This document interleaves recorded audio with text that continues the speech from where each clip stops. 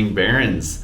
Welcome to another week here, although it's kind of a modified week here at Bonita Vista High School. Remember, we have no school tomorrow for Veterans Day, and today we have dismissal at 1:05. Now, we have 24 school days left in the semester. That's not a lot, and it's going to fly by pretty quickly. Now, nonetheless, I want you to know that you still have time to make improvement in your grades. You still have time to make a big difference, actually, and finish the semester strong. So please keep that in mind. I want to remind you again, 24 school days left, right? That's school days. It doesn't include weekends or Thanksgiving break, but you do have 24 school days to make it happen, and I know you can. Want to say also, fall sports. Most of our seasons have concluded, and I want to thank all our fall sport athletes for giving us an example of perseverance, of dedication, of setting goals, of going out there each and every week and giving your best. I had an opportunity to see that. I had a privilege to see that firsthand. And so again, I want to commend all of our fall sport athletes. Please know that all the lessons that you've learned this past season, again, the lessons on grit, perseverance, determination, setting goals, you can carry those lessons on into other sports, into your classroom for the rest of the school year, right? What you learn in fall sports is very transferable in other contexts, so please make sure to do that. All right, we believe in you.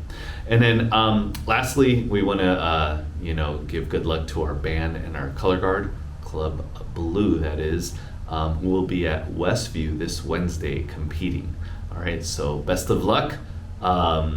You got this, and let's have a great week, Barons. All right.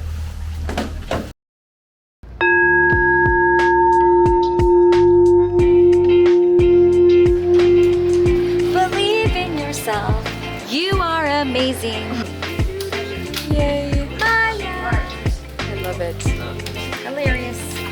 It looks like a guinea pig. It's like a little hamster. It's like a little hamster. Want to do it outside?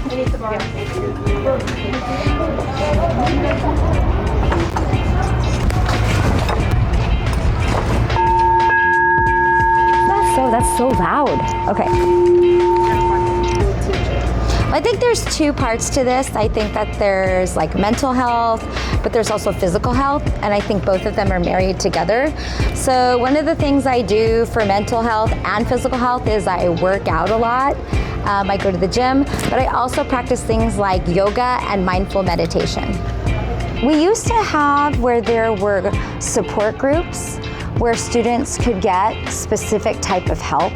I remember I ran like Positivity Club. I don't know, but I do know we have peer counseling, which is really good if you need to talk to anyone.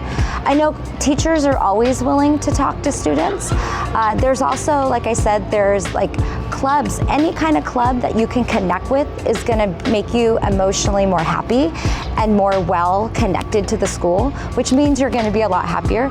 But we also even have sports. Like sports are really important, getting your body moving, that helps your brain as well. So we have a lot of programs, I think, especially clubs and sports where you can feel connected. And when you feel connected, you're able to somehow, I feel, be much more positive. Ms. Eckstein was a teacher who had a very holistic teaching model, and so she had a class that was both rigorous, but also had time and space for us to like work on ourselves, and she was understanding of our mental health, which allowed us to be held to high standards, but also have a space where we didn't have to be perfect and perform perfectly all the time, which was good for me as a student. But I myself understand and recognize, being a teenager myself once, that we come into the classroom with a lot of things. sometimes a lot of baggage, sometimes emotional, sometimes social. There's also an extreme amount of pressure, especially if you're, a high achieving student. Also, there's a lot of stress right now in the world when it comes to, economics and politics. And I don't want any really of that in my room. I want it to be a happy place. I want students to feel that they are welcome no matter where they come from. And so I try to create a classroom where it's non-judgmental, where you can learn, and where you can be happy and thrive.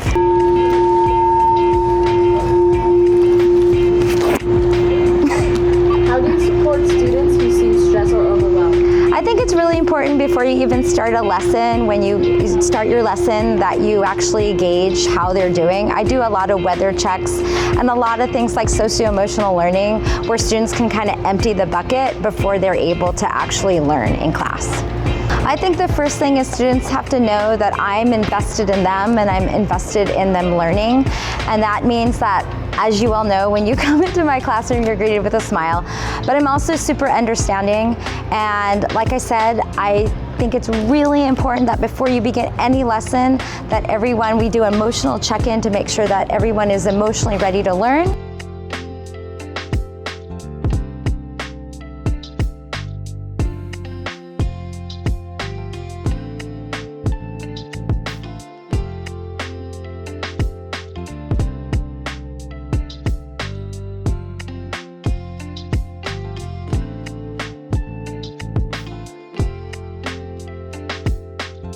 I think it's really important that you take not just care of your mind, but of your body, your eating habits, your sleep habits.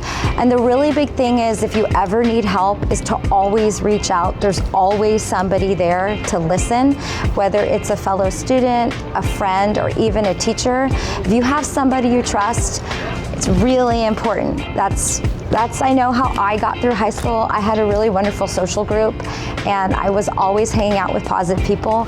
And that's a very important thing I feel that every student needs to make, is hang out with positive people. Positive people bring positive things. Yay. Thank you. Was it? Yeah. Okay.